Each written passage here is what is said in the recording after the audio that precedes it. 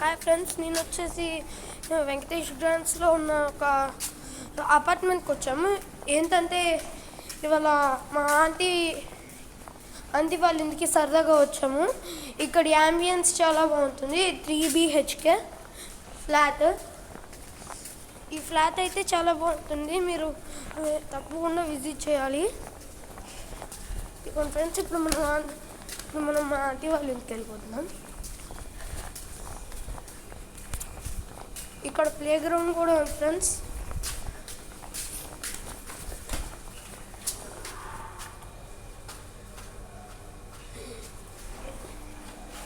ఏంటంటే ఇక్కడ వచ్చేసి